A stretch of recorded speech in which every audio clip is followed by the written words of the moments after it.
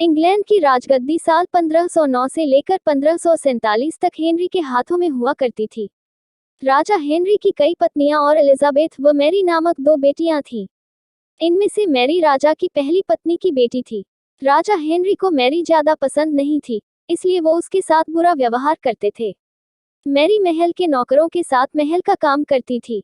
अगर मैरी कुछ कह भी दे तो राजा उसकी कोई बात नहीं मानते थे। सन 1547 में जब राजा हेनरी की मौत हो गई, तो प्रजा की इच्छानुसार 16 शताब्दी के दौरान हेनरी की पहली बेटी मैरी को इंग्लैंड की राजगद्दी दे दी गई।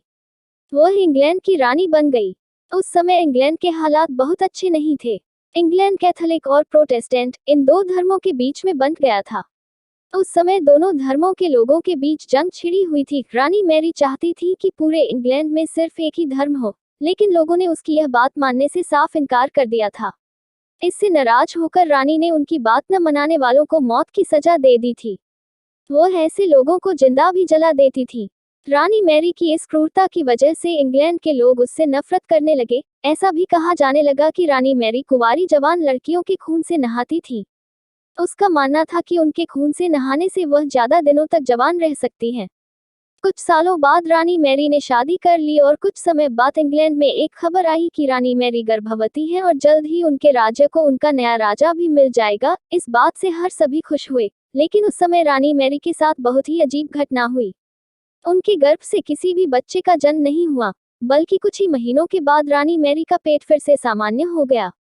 वहां के ओझा लोगों ने अपनी तंत्र विद्या से बताया कि रानी मैरी के गर्भ में कोई बच्चा नहीं बल्कि एक भूत आकर निवास करता है। कुछ समय बाद फिर रानी मैरी के गर्भ में वही भूत आकार रहने लगा और वह फिर से गर्भवती हो गई। इस बार भी रानी को कोई बच्चा नहीं हुआ और उस घटना के कुछ ही दिनों के बाद रानी मैरी की मृत्यु हो गई। इसके बाद मैरी की छोटी बहन एलिजाबेथ को इंग्लैंड की राजगद्दी पर बैठाया गया और एलिजाबेथ इंग्लैंड की नई रानी बन गई। रानी मैरी की क्रूरता की वजह से इंग्लैंड को लोग उसे एक निर्दयी औरत मानते थे।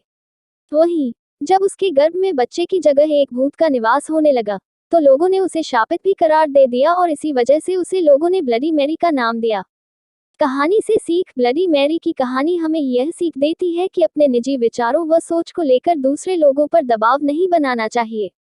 शांति और करुणा से लोगों का ख्याल रखना ही